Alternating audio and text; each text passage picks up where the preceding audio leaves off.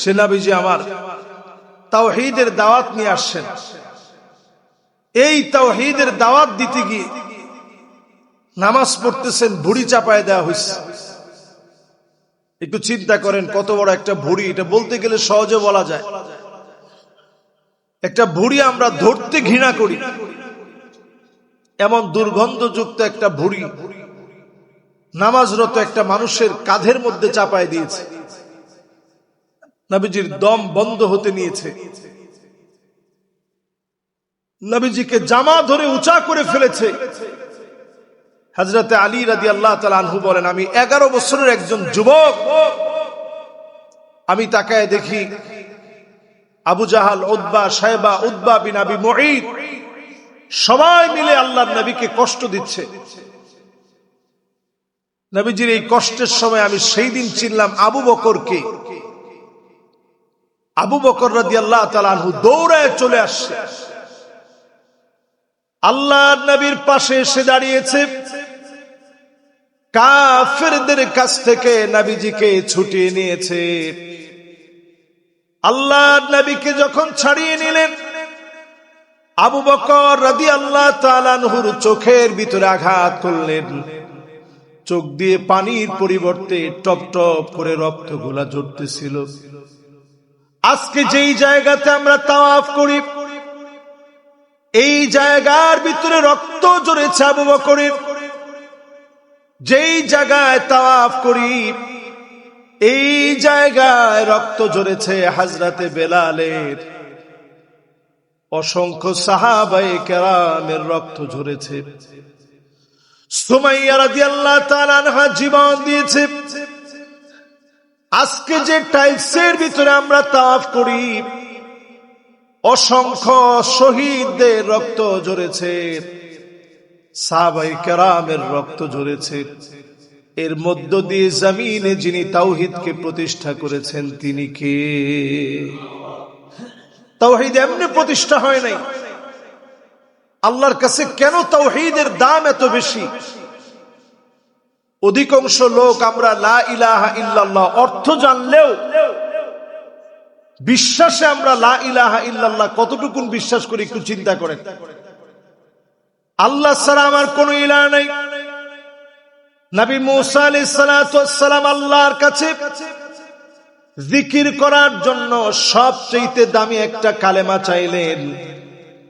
আল্লাহকে বললেন, আল্লাহ এমন একটা কালেমা আপনি আমাকে দিবেন যেই কালেমাটা সবচেয়ে দামি। আল্লাহ পাক লা ইলাহা ইল্লাল্লাহ যখন জানায় দিলেন, নবী মুসা আলাইহিস সালাম বললেন, আল্লাহ এটা তো এমন এক কালিমা যেটা সবাই বলে, নতুন কোনো কিছু দেন। আল্লাহ জানায় দিলেন, নবী মুসা লা ইলাহা ইল্লাল্লাহর দাম যদি তুমি জানতে, সারা দুনিয়া একদিকে, লা ইলাহা ইল্লাল্লাহ যদি একদিকে রাখা হয়, লা ইলাহা ইল্লাল্লাহর পাল্লা যিনি ভারী বানায় দিবেন তিনি কে? এই জন্য যখনই শরীরের ভিতরে ক্লান্তি বোধ হবে, আপনি লা ইলাহা ইল্লাল্লাহ বলে ফেলবেন। আল্লাহ আপনি ছাড়া আমার কোনো ইলাহা নাই, আপনি ছাড়া কোনো মাবুদ নাই।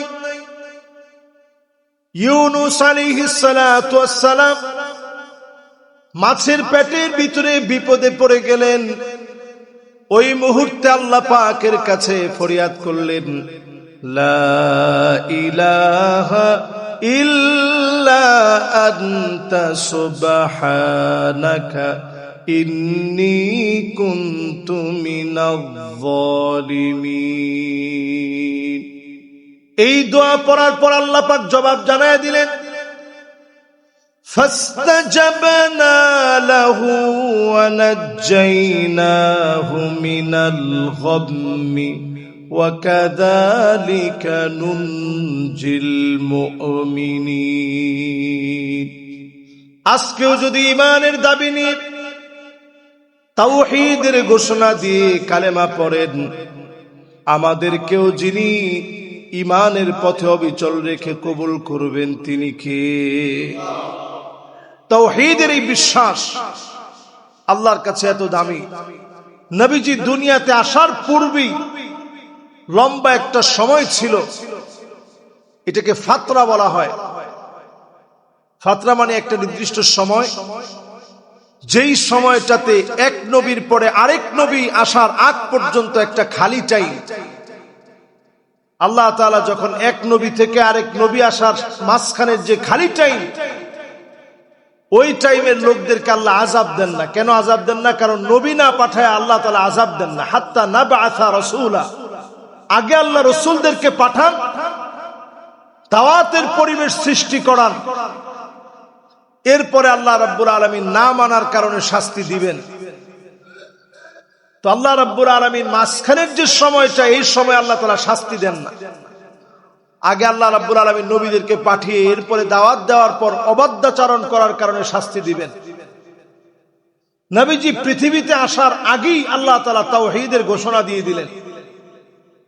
এই তাওহীদের ঘোষণার উপরে কোরআনুল কারীমের সবচেয়ে সুন্দরতম ছোট সূরার একটি সূরা সূরাতুল ইখলাস। আমাদের কার কার মুখস্থ নাই একটু হাত তুলেন তো দেখি। সবার এই সূরাটা কম বেশি মুখস্থ আছে না সবার? প্রথম আয়াতটা কি? সুবহানাল্লাহ। দ্বিতীয় আয়াত, তৃতীয় আয়াত,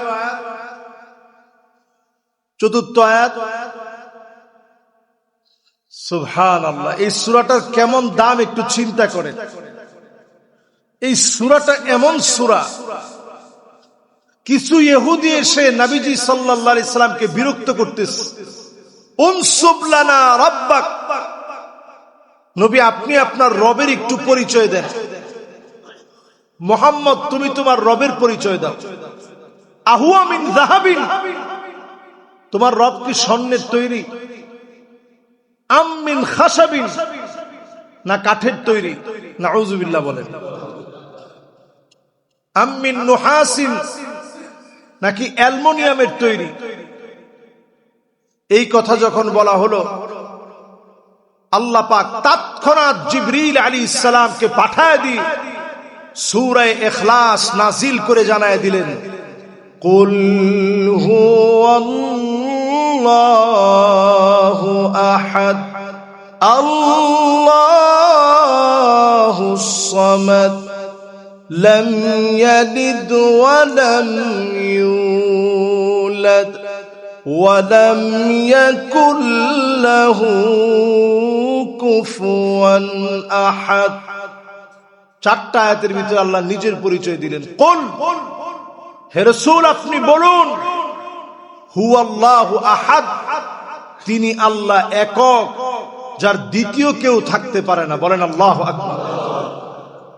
আল্লাহুস সামাদ, তিনি অমুখাপেক্ষী, দুনিয়ার সবাইকে তিনি খাওয়ান, তিনি নিজে খান না। সবার চাহিদাগুলা তিনি পূরণ করেন। আল্লাহ কারো কাছে কোনো কিছু চাইতে হয় না। আমার আল্লাহর ভান্ডারটা এত বড়, লাউ ইন্না ইনসাকুম ওয়া জিন্নাকুম কামু ফি সাঈদিন ওয়াহিদিন, যদি সব মানুষ আর সব জিনগুলা একটা খোলা ময়দানে মিলিত হয়ে যায়, এরপরে যদি আল্লাহর কাছে চাওয়া শুরু করে, আল্লাহ আমার এটা লাগবে, আল্লাহ আমার সেইটা লাগবে, যদি চাওয়া শুরু করে দেন, নবীজি সাল্লাল্লাহু আলাইহি ওয়াসাল্লাম আমাদেরকে জানিয়েছেন, মা নাকাসা মিম্মা যালিকা ইনদি ইল্লা কামা ইয়ানকুসুল মিখিয়াতু ইযা উদখিলাল বাহর। সমুদ্রের ভিতরে একটা সুই প্রবেশ করি, সেই সুইটা টান দিয়ে উঠালে যেমন সমুদ্র টের পায় না, আমার আল্লাহর বিশাল ভান্ডারটা এমন, আল্লাহ পাক যদি সবাইকে সবকিছু দান করে দেন, তারপরে আল্লাহর ভান্ডার থেকে সামান্য কিঞ্চিত পরিমাণ কমবে না, একটু পরিমাণ সরে যাবেন। আল্লাহু আকবার। এত বিরাট আল্লাহর ভান্ডার। সূরা ইখলাসের ভিতরে আল্লাহ রাব্বুল আলামিন জানায় দিলেন, আল্লাহুস সামাদ, তিনি আল্লাহ অমুখাপেক্ষী, দুনিয়ার কারো কাছে কিছু চান না। সমাদুন শব্দের আরো একটা অর্থ হচ্ছে যার পেট নাই।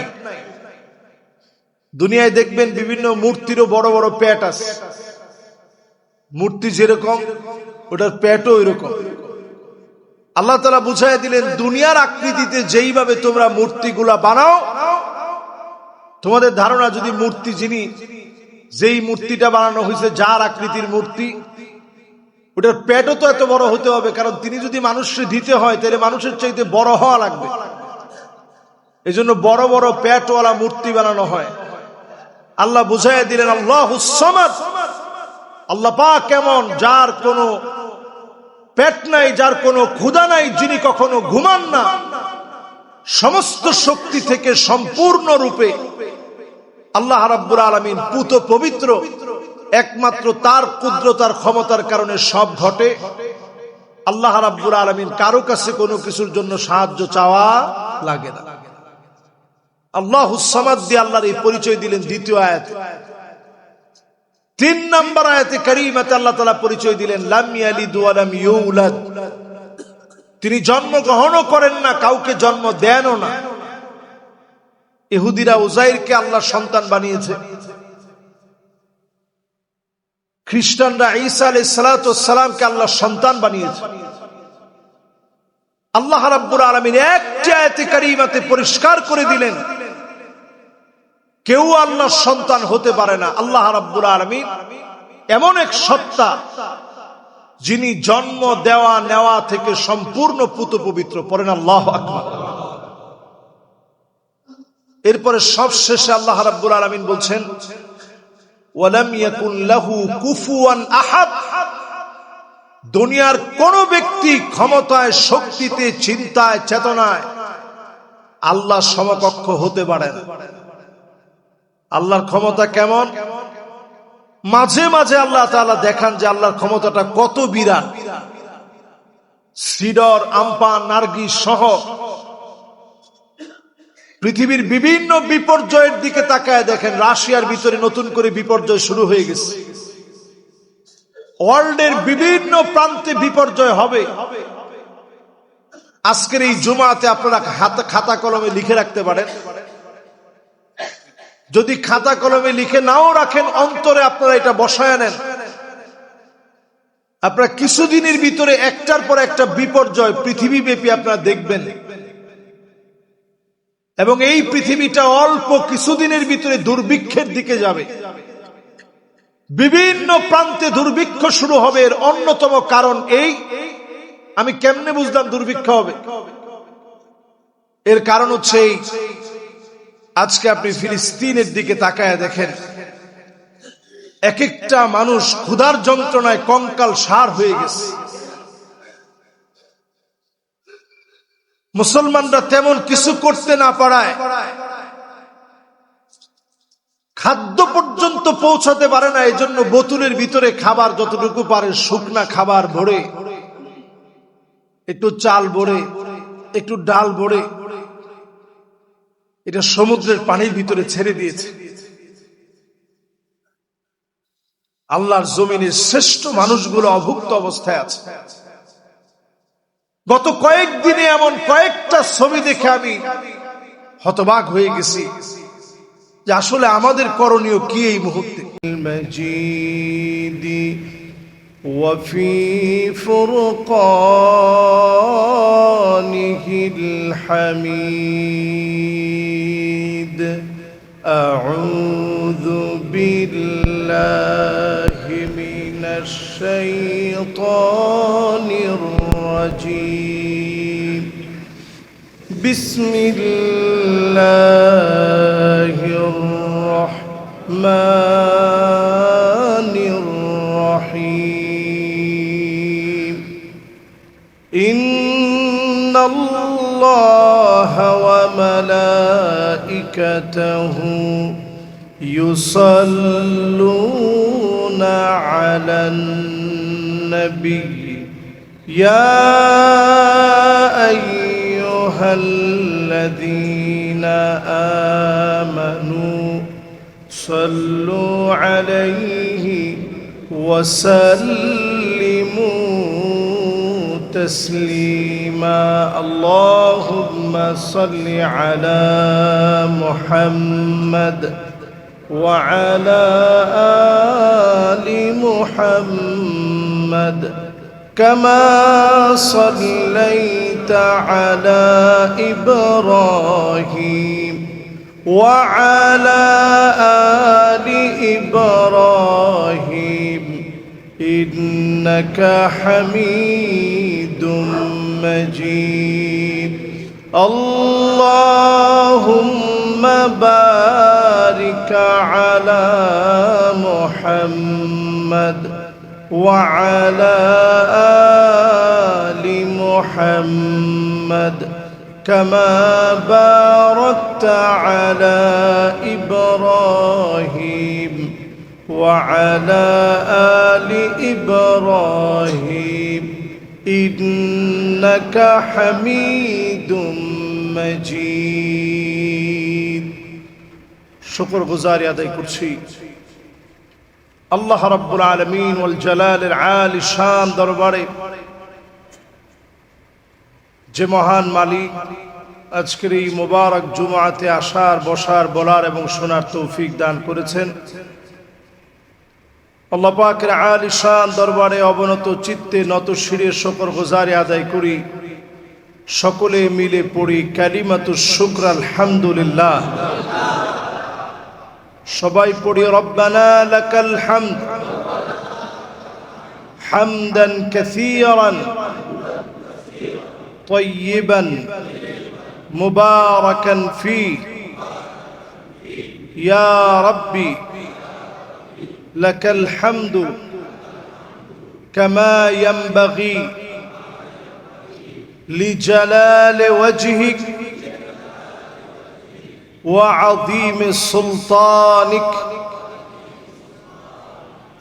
আল্লাহ পাকের প্রশংসা বড়ত্ব ঘোষণা করে দরুদ এবং সালাম পড়ছি সাইয়্যিদুল মুরসালিন, খাতামুন নবিয়্যিন, ইমামুল মুরসালিন ওয়ান নবিয়্যিন মুহাম্মাদুর রাসূলুল্লাহ সাল্লাল্লাহু আলাইহি ওয়াসাল্লামের উপরে আল্লাহ পাক আমাদের দরুদ এবং সালামকে কবুল আর মঞ্জুর করুক। সকলে পড়ি আমিন। সম্মানিত হাজিরিন, সফর মাসের আজকে 6 তারিখ। বলতে বলতে এই পৃথিবীর শ্রেষ্ঠতম মোবারক সময়গুলো আমরা পার করেছি। সফর মাসের 6 তারিখে এখন আমরা অবস্থান করছি। সফর মাসের পরেই একটি মাস, আরবি সে মাসের নামটা একটু আমরা বলি তো, কি নাম? রবিউল আউয়াল। সবাই বলি কি নাম? সফর মাসের পরেই রবিউল আউয়াল। এই মাসগুলো যখন আসে, সফর মাস, রবিউল আউয়াল মাস, আমরা নবীজির জীবনী থেকে অনেক আলোচনা করি, অনেক আলোচনা শুনি। নবী করিম সাল্লাল্লাহু আলাইহি ওয়াসাল্লাম পৃথিবীতে আসবেন, আসার পূর্বেই আল্লাহ রাব্বুল আলামিন এই জমিনের বুকে তাওহীদের একটা শিক্ষা দিলেন। ঠিক সেই সময়ে আব্রাহা যখন কাবাকে ধ্বংস করার জন্য এসেছিল, নবীজির দাদা আব্দুল মুত্তালিবের কাছে তেমন কিছু ছিল না। তিনি শুধু আল্লাহর দিকে দেখিয়ে বলেছিলেন, আল্লাহ ঘরটা আপনার। প্রত্যেক মালিকের এক একটা ঘর থাকে, আর এই ঘরটা আল্লাহ আপনি নিজে রক্ষা করার জন্য যথেষ্ট। পড়েন আল্লাহু আকবার। হস্তি বাহিনী সহ আব্রাহা এসেছিল নবীজি সাল্লাল্লাহু আলাইহি সাল্লাম পৃথিবীতে আসার 50 কিংবা 55 দিন পূর্বে। ইতিহাসের মধ্যে পাওয়া যায় নবী করিম সাল্লাল্লাহু আলাইহি সাল্লাম পৃথিবীতে আসার 50 কিংবা 55 দিন পূর্বে আব্রাহার হস্তি বাহিনীকে আল্লাহ রাব্বুল আলামিন এমন ভাবে ধ্বংস করে দিয়েছিলেন, ফাজআলাহুম কাআসফিম মাকুল। চর্বিত ঘাস, পোকামাকড় যখন ঘাসগুলো খায়, পাতালতা খায়, পেটের মধ্যে যায় যেভাবে, বের হয় সব একরকম কালার হয়ে যায়। কোনটা কোন পাতা কোন লতা বোঝা যায় না। আল্লাহ রাব্বুল আলামিন আব্রাহার হস্তি বাহিনীকে এমন ভাবে ধ্বংস করেছিল, কোনটা হাত, কোনটা মাথা, কোনটা চেহারা আল্লাহ রাব্বুল আলামিন ছোট্ট ছোট্ট পাথর নিক্ষেপ করে তাদের চিহ্নকে আল্লাহ তাআলা নিশ্চিহ্ন করে দিয়েছিলেন। পড়েন আল্লাহু আকবার। এই জমিনটা আল্লাহ রাব্বুল আলামিন তাওহীদের শিক্ষা দিয়ে আবাদ করাতে চান। আল্লাহ তাআলা যখন ছোট্ট ছোট্ট পাথর দিয়ে ধ্বংস করলেন আব্রাহার গোষ্ঠীকে, ইলেকট্রন, প্রোটন এবং নিউটনের মতো সক্রিয় শক্তিশালী একটা বিস্ফোরণ ঘটল এক একটা পাথর থেকে, হস্তি বাহিনী ধ্বংস হয়ে গেল। ঠিক সেই মুহূর্তে লোকদের ভাষ্য ছিল এই ঘর যার রক্ষা করেছেন একমাত্র তিনি কে? এটার নামই তাওহীদ। এই যে আমরা আজকে এখানে যারা বসছি, আমরা একটু ক্লান্তি লাগলেই বলে উঠি লা ইলাহা ইল্লাল্লাহ, শরীরটা একটু খারাপ লাগলে আমরা বলি লা ইলাহা ইল্লাল্লাহ মুহাম্মাদুর রাসূলুল্লাহ সাল্লাল্লাহু আলাইহি ওয়াসাল্লাম। আল্লাহর হাবিব ইরশাদ করেন,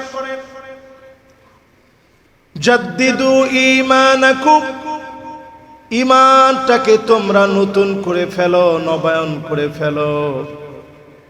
সাহাবায়ে কেরাম আরজ করলেন, ওগো রাসূলুল্লাহ, ঈমানকে নতুন কেমনে করব? আল্লাহর হাবিব বলেন, জাদ্দিদু ঈমানাকুম, ঈমানটাকে একটু নতুন করো।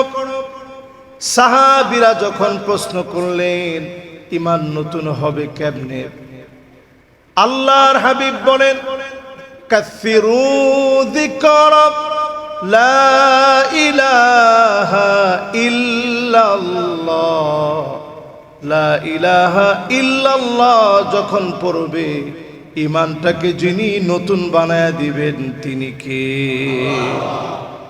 ঈমানকে যদি নতুন বানাতে হয় লা ইলাহা ইল্লাল্লাহ বেশি বেশি করে পড়েন।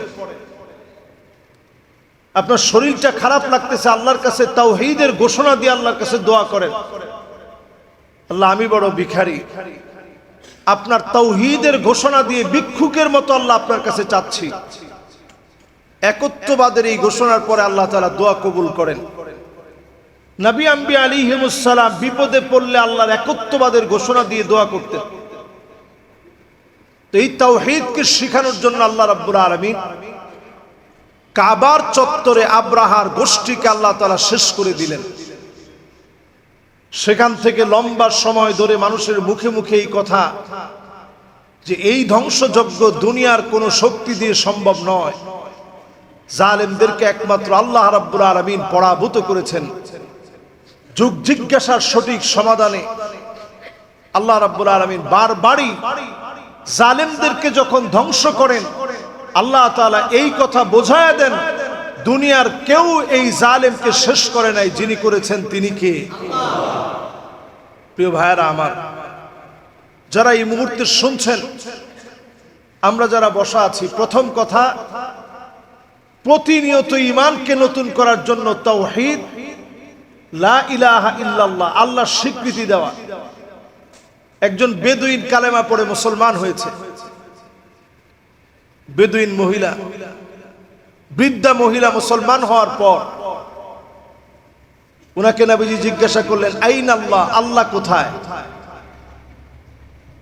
জিজ্ঞাসা করার পর মহিলা তার জ্ঞান অনুযায়ী উপরের দিকে শুধু তাকালেন। মহিলা বুঝায় দিলেন আল্লাহ রাব্বুল আলামিন উনার ক্ষমতা সর্বত্র বিরাজমান। জোরে কোন আল্লাহু আকবার। আমরা দেখবেন বিপদে পড়লে, মুসিবতে পড়লে উপরের দিকে তাকাই, উদ্দেশ্য হচ্ছে এই যে আল্লাহ আপনি তো অনেক বড়, আল্লাহ আপনি তো ঠিকই আমার এই মুসিবতটা দেখতেছেন, আল্লাহ আপনি আমার হেফাজত করেন। কাছ থেকে আমরা আল্লাহকে ডাকি।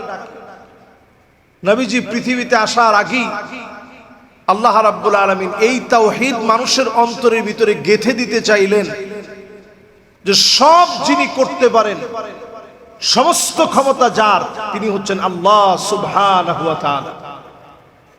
এর 55 দিন পরে নবী করিম সাল্লাল্লাহু আলাইহি ওয়াসাল্লাম পৃথিবীতে আসলেন।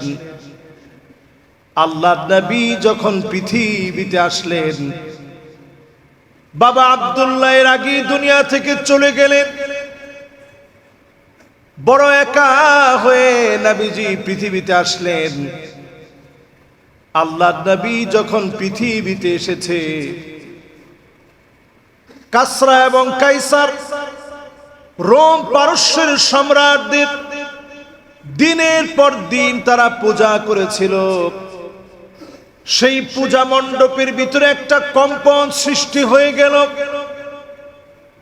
গণকরা এসে বলল, এমন একজন জন্মগ্রহণ করেছে, গোটা আরবকে একত্রিত করে ফেলবে, সারা আরব একত্রিত হয়ে যাবে এবং কালেমার দাওয়াত এমন ভাবে ছড়ায়া যাবে, শিরকার পুত্তলিকতা মূর্তি পূজা মুখ থুবড়ে পড়বে।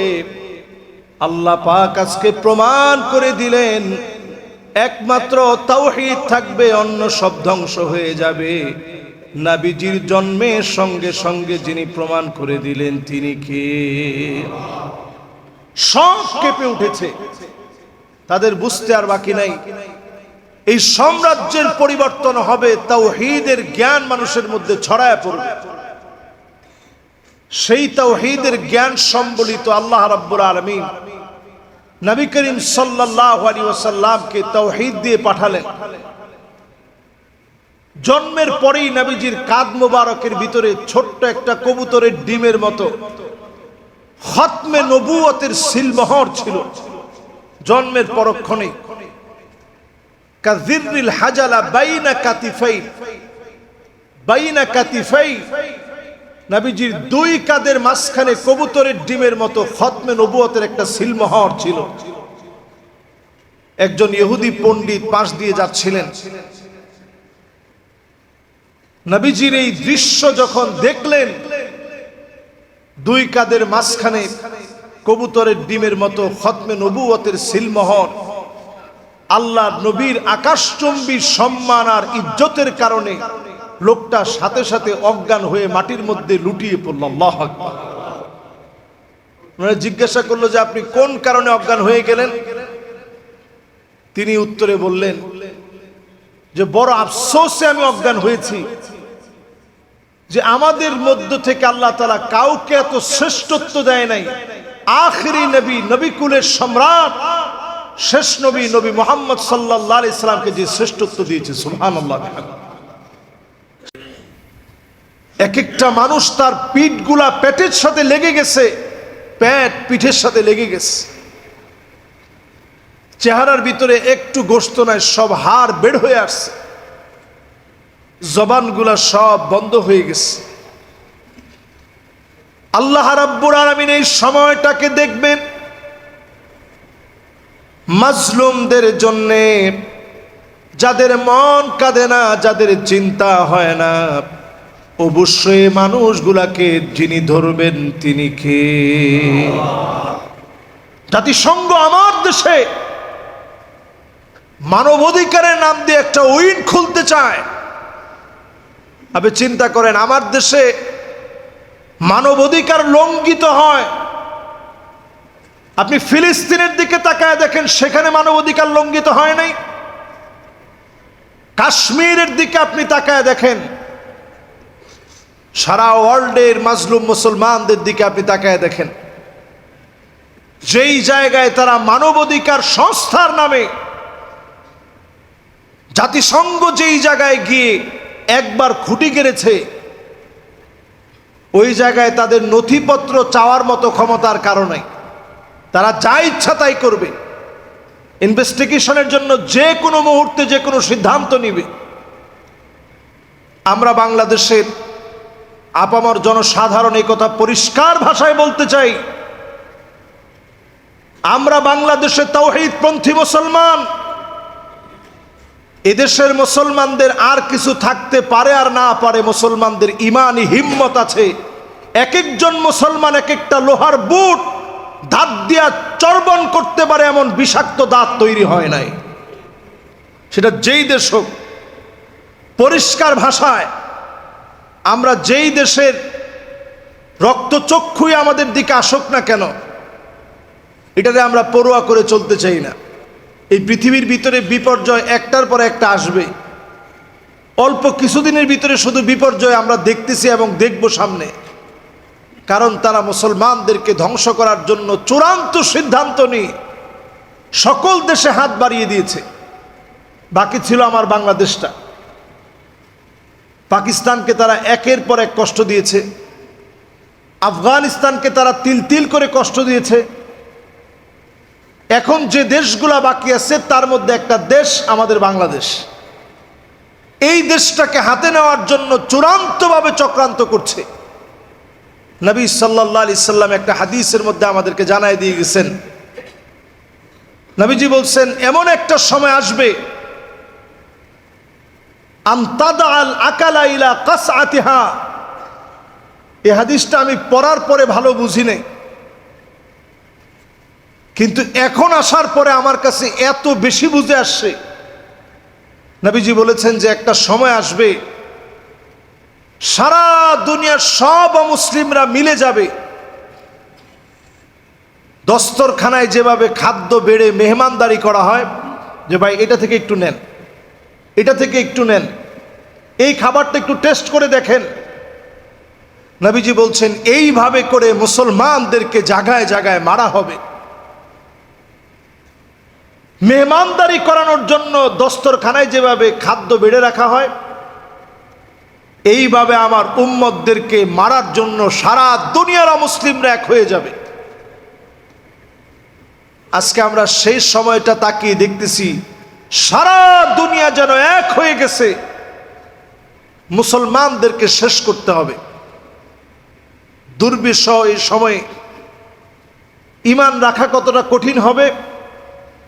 নবী আলাইহিস সালাতু ওয়াস সালাম বলেন ঈমান রাখা এত কঠিন হবে, হাতের ভিতরে একটা আগুনের যদি একটা আংরা রাখা হয়, কয়লা রাখা হয়, এটাকে নিয়ন্ত্রণ করা আপনি মানুষ হিসাবে, রক্ত গোশতের মানুষ হিসাবে আপনার জন্য যেমন কঠিন, শেষ জামানায় ঈমান টিকিয়ে রাখা এমন কঠিন। এই চ্যালেঞ্জিং সময়ে ঈমানটারে যদি আপনি টিকায় রাখার চেষ্টা করেন, সওয়াব কেমন। নবী আলাইহিস সালাতু ওয়াস সালাম বলেন সওয়াব এত বেশি হবে, তোমাদের 50 জন সাহাবীর যে মূল্য, যে দাম আল্লাহ তাআলা দিয়েছেন, তাদের এক একজন শেষ জামানার উম্মতের দাম আল্লাহ তাআলা 50 জন সাহাবীর সমান বানায় দিবে। সুবহানাল্লাহ। চিন্তা করতে পারেন, আমরা শেষ জামানার একেবারে শেষ মুহূর্তে আছি। বড় বড় আলামতগুলো শুধু আমাদের সামনে প্রকাশিত হয় নাই, বড়গুলা যদি প্রকাশিত হয়ে যায়, আমরা দেখবেন ছোট ছোট বাচ্চাদের গলার ভিতরে মালা পড়ে, সেখানে পুঁতিগুলা থাকে একটার সাথে একটা মিশানো। একটা মালার যদি একটা পুঁতি পড়ে যায় ছিঁড়ে, বাকিগুলা পড়তে সময় লাগে কতক্ষণ? একটার পর একটা পড়ে, স্বাভাবিক না? আমরা যে তসবিহ ব্যবহার করি, তাসবিরে যদি একটা দানা যদি ছিঁড়ে যায়, এখান থেকে ধরেন যদি ছিঁড়ে যায়, পরেরগুলা পড়তে সময় লাগবে? সময় লাগবে। তো কিয়ামতের বড় আলামত যদি একটা যদি প্রকাশিত হয়ে যায়, পরে সবগুলো একটার পর একটা। এই তসবিহ থেকে পড়লে যেমন সময় লাগে না, মালা থেকে পড়লে যেমন সময় লাগে না, এরকম একটার পর একটা পড়তে থাকবে, কোনো সময় লাগবে না। আমরা ঠিক যেই সময়টাতে এখন আছি, নবীজি যা বলে গেছেন কেমন যেন দেখে দেখে বলে গেছেন। সেই দিন একটা ভিডিও দেখতেছিলাম, বাপ মায়ের হাতের সন্তান মারা গেছে। সন্তান নেশা করে, বাপ মা সহ্য করতে পারে না, আঘাত করেছে, মারা গেছে। বাপ মা নিজে গিয়ে আত্মসমর্পণ করেছে পুলিশের হাতে। এরকম সেম ঘটনা কালীগঞ্জে, গাজীপুরে আমরা গত বছর দেখেছি, রমজান মাসে সম্ভবত এরকম ঘটনা ঘটছে। কিয়ামতের আগে এমন বিভৎস ঘটনা জায়গায় জায়গায় ঘটবে। সন্তানের হাতে মা বাপ মারা যাবে, শহীদ হবে। ভাইয়ের হাতে ভাই খুন হবে। এই দৃশ্যগুলা বাড়বে, বিপর্যয় বাড়বে। এমন দৃশ্য মানুষ দেখবে যেটা আগে দেখে নাই, কল্পনাও করতে পারে নাই। এমন দৃশ্যগুলা দেখবে। নবী আলাইহিস সালাতু ওয়াস সালাম আমাদেরকে সতর্ক করে বললেন, ওয়াকুনুল ইসলামু গরীবা, সারা দুনিয়ার ভিতরে মুসলিমদেরকে মারা হবে, রক্তপাত ঘটানো হবে। এমন সময় চলে আসবে জায়গায় জায়গায় মুসলমানেরা মার খাবে, সবাই মুসলমানদেরকে দুর্বল মনে করবে, শক্তিহীন বলে মনে করবে। সারা দুনিয়ার ভিতরে বিপর্যয় যখন হবে, এরপরে আল্লাহ নবীর উম্মতদেরকে আল্লাহ দামি বানায় দিবে। ইমানের পরীক্ষার উপরে যারা টিকবে, শেষ সম্বল ইমানকে পুঁজি করে আল্লাহর যে গোলামেরা ইমানের পথ ধরে চলবে, তাওহীদের উপরে থাকবে, তাওহীদ আর ইমানের কারণে যিনি মাফ করে দিবেন তিনি কে? জন্য তাওহীদের এই শিক্ষা বড় দামি। নবীজিকে যখন কাবা চত্বরে জুলম করা হচ্ছিল, নবীজি কখনো বদদোয়া দিতেন না, কিন্তু ওই যে নামাজের সময় নবীজির কষ্ট দিছে, নবীজি ওই দিন আর সাথ দেন নাই। তায়েফের ময়দানে নিজের শরীর থেকে রক্ত ঝরেছে, নবীজি প্রতিশোধ নেওয়ার জন্য বদদোয়া করে নাই, কিন্তু নামাজের ভিতরে ডিস্টার্ব দিলে নবীজি সহ্য করে নাই। নবীজি ওই দিন উঠেই আল্লাহর কাছে বলছে, আল্লাহুম্মা ইয়াকা আবা জাহাল, আল্লাহুম্মা ইয়াকা উতবা, আল্লাহুম্মা ইয়াকা শাইবা, আল্লাহুম্মা ইয়াকা উতবা বিন মুঈদ। আল্লাহ এই কয়টার দায়িত্ব তোমার কাছে দিলাম, Abu Jahl, Utba, শাইবা, Utba bin আবি মুঈদ, এই কয়টারে আল্লাহ আপনার হাতে আল্লাহ উঠায় দিলাম, আল্লাহ আপনি দেখেন। নবীজি এই কথা বলছেন, বদরের প্রান্তে দেখা গেল সবগুলা নাস্তানাবুদ হয়ে পড়ে আছে। নবীজি গিয়ে জিজ্ঞাসা করতেছে, হাল ওয়াজাদতুম, আজকে কি তোমরা পাইছো? ওমর রাদিয়াল্লাহু তাআলা আনহু বলতেছে, ইয়া রাসূলুল্লাহ, এগুলো তো সব লাশ হয়ে আছে, এরা কি পাবে? এরা কি শুনে? আল্লাহর নবী বলতেছেন, হ্যাঁ এরাও শুনে। সেই দিন আল্লাহ রাব্বুল আলামিন সবগুলোকে শেষ করে দিলেন। আল্লাহ তাআলা প্রমাণ করে দিলেন, কাফেরদের শক্তি বেশিক্ষণ স্থায়ী হয় না। আজকের এই সময়ের বদদোয়া বেশি দিন সময় লাগবে না, অল্প সময়ের ভিতরে আল্লাহ তাআলা একটা সুদিন দিবেন। মুনাফিকদেরকে আল্লাহ তাআলা চিহ্নিত করে দিবেন, মুনাফিকরা সমাজের ভিতরে চিহ্নিত হয়ে যাবে। মুমিনদেরকে আল্লাহ রাব্বুল আলামিন চিহ্নিত করবেন। এই মুবারক আজকের জুমাতে, সফর মাসের 6 তারিখের আজকের জুমাতে নবীজি সাল্লাল্লাহু আলাইহি সাল্লামের জীবনী থেকে তাওহীদের অংশ দিয়ে শুরু করেছি। নবীজি দুনিয়াতে আসার আগেই আল্লাহ তাআলা এই জমিনের মানুষকে জানিয়ে দিয়েছেন, তাওহীদের একজন ঘোষক এই পৃথিবীতে আসবে, তিনি হচ্ছেন নবিকুলের সম্রাট মুহাম্মদুর রাসূলুল্লাহ সাল্লাল্লাহু আলাইহি সাল্লাম। ওনার পিঠের মাঝখানে আল্লাহ তাআলা একটা সিলমোহর দিয়ে দিলেন। আল্লাহ বুঝাইয়া দিলেন, আমার পেয়ারা হাবিব খাতামুন নবিয়্যিন, তারপরে কোনো প্রকার নবী রাসূল আর আসবে না। এই খাতমে নবুয়তের সিলমোহর প্রাপ্ত নবী, সমস্ত নবিকুলের সম্রাট পেয়ারা হাবিব মুহাম্মদুর রাসূলুল্লাহ সাল্লাল্লাহু আলাইহি সাল্লামের উম্মত হয়ে আল্লাহ রাব্বুল আলামিন আমাদেরকে সুন্নত মেনে চলার তৌফিক আল্লাহ তাআলা দান করুক, পড়ে না আমিন। যারা আমরা সুন্নাহ আদায় করি নাই, প্রত্যেকে আমরা